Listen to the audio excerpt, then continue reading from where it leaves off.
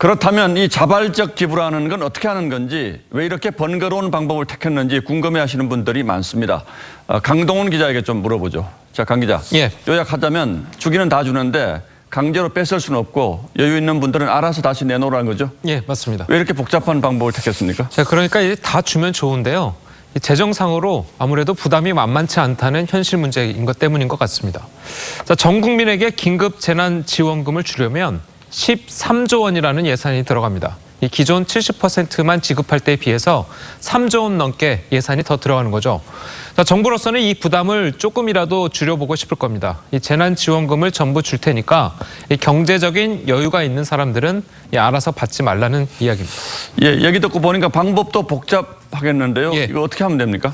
기획재정부는 이야기하기를 일단 긴급 재난지원금 신청이 시작이 되면 받지 않고 기부할 사람은 신청을 하지 않으면 된다고 이야기를 하고 있습니다. 자, 물론 신청을 하면서 나는 기부하겠다 이렇게 이야기해도 된다고 합니다. 그러니까 신청을 하지 않으면 자발적 기부를 한 것으로 간주가 되는 거군요. 맞습니다.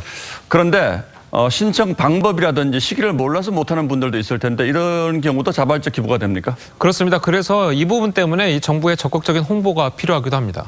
자, 그리고 자발적인 기부를 하면 이제 연말정산 때 소득공제 해주겠다는 거죠? 예, 맞습니다. 이 연말정산할 때 이 기부금의 15%만큼 소득공제를 해준다고 이야기하고 있습니다.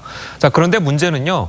이 지원금은 이 3인 또는 4인 등의 가족 단위로 지급이 되는데 이 소득공제는 구성원 중 누구에게 해줄 것인지, 그리고 세액공제 혜택은 연말정산을 하는 사람들에게만 들어가기 때문에 이 소득세를 내지 않으면 이 지원금을 기부해도 세액공제를 받을 수 없는 분들, 이런 분들은 또 어떻게 할지 등은 보완해야 될 부분입니다. 자, 총 금액 기준으로 보면 결론적으로 70%만 주겠다는 건데 예. 이렇게 복잡하게 할 필요가 있습니까? 뭐 행정력 낭비는 물론이고 또 이렇게 하다 보면 지급 시기가 늦어질 우려도 있는데. 예, 그렇습니다. 그래서 여권에서는요, 이 과거에 금모으기 운동 등을 거론하면서 자발적인 참여를 독려 중입니다. 자, 그런데 좀 설득력이 떨어진다는 지적도 나오고 있죠. 이 1997년 IMF 위기 때에는 이 정부가 나서기 전에 국민들 스스로 금모으기 운동을 시작했지만 예. 자, 이번에는 정부 주도로 추진된다는 점에서 얼마나 자발적인 참여를 할지는 지켜봐야 될 부분입니다. 자, 거기다가 이 자발적 기부 자체가 이 당초 취지였던 재정 부담을 줄이는데도 효과가 없다는 지적도 나오고 있습니다. 들어보시죠. 예.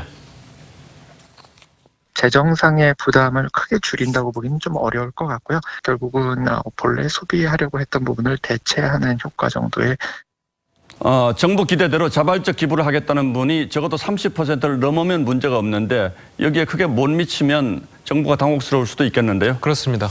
예, 정부가 국민들에게 애국심 시험을 하는 것 같기도 하고 기분이 좀 묘하긴 합니다. 예. 예, 강동원 기자 잘 들었습니다.